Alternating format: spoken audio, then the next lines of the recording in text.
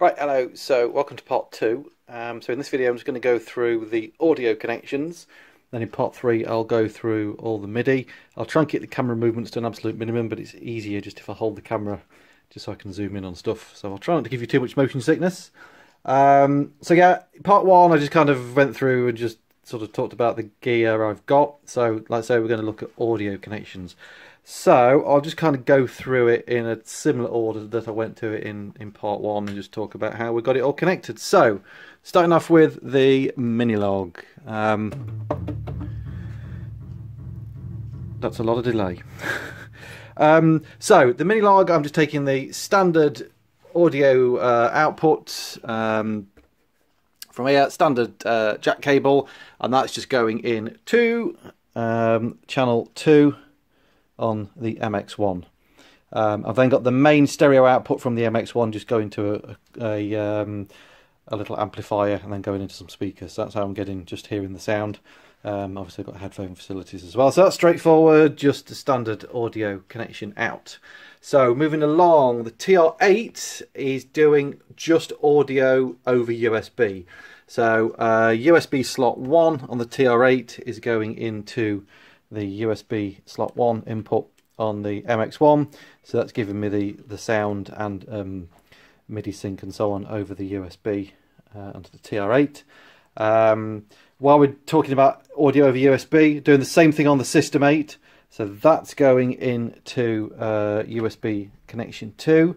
I'm not using 3 and 4 at the moment because actually I sold the VT3 and the TB3 got nicked, so I've got a couple of spare channels on USB ones there, so there might be a few Roland boutique things appearing to fill those up, you never know. So those two, yeah, like I say, doing audio over USB.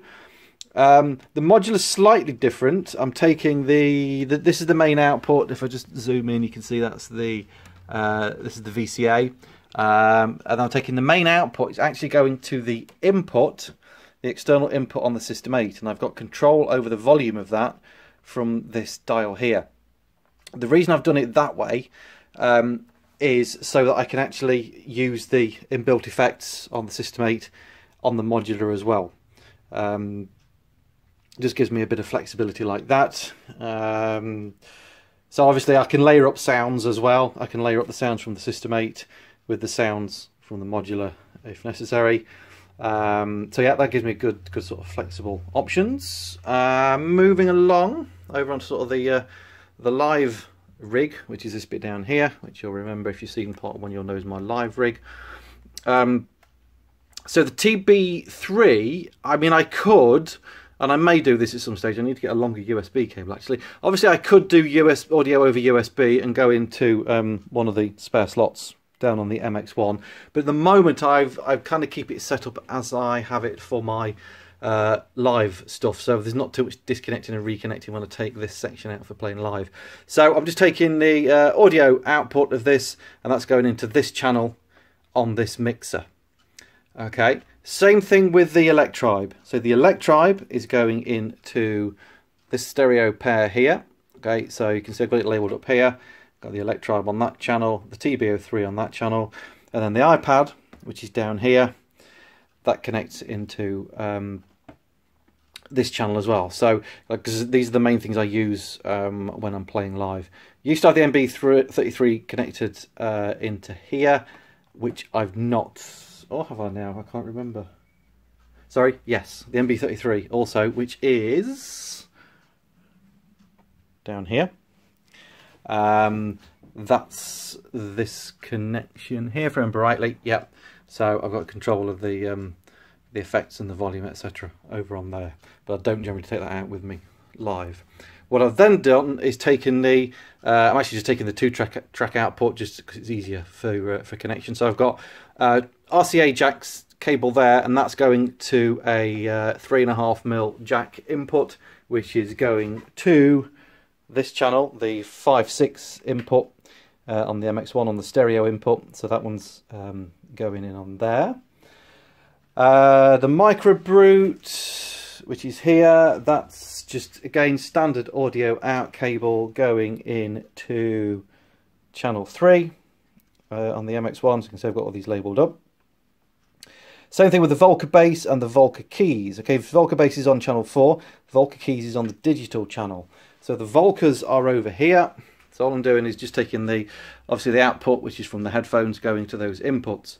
The Volca keys, which is plugged into the digital channel, is going through a analog to digital converter, so I can use that channel on the MX-1. Otherwise that one never gets used. There is a video on my channel about how you can do that if you want to know how to do that. It's a fairly inexpensive way of just getting a converter so you can use that for a normal kind of analog input. As I've mentioned on the previous video, the MB33 is just going through this distortion pedal, but that's not desperately exciting. And then the only other thing I've got connected up audio wise at the moment over here is the MS-20. We're just taking the standard jack output from there, and that is going into channel 1 on the MX-1. The old Yamaha keyboard over there, I've not got that connected up at the moment. Not got the drum pads connected up at the moment because I don't use those very often.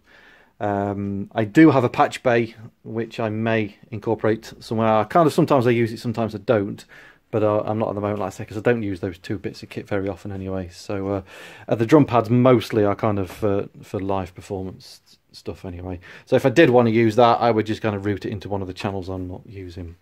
So I think that's covered everything on the audio routing, which is fairly straightforward. It's mostly just plugging stuff in. The only thing that's slightly different is how I've got the modular routed through the System 8, just to give me those extra bits of effects, because I can actually play the modular from the System 8. So hopefully that was of some interest. I'm going to try and keep these videos as short as I can.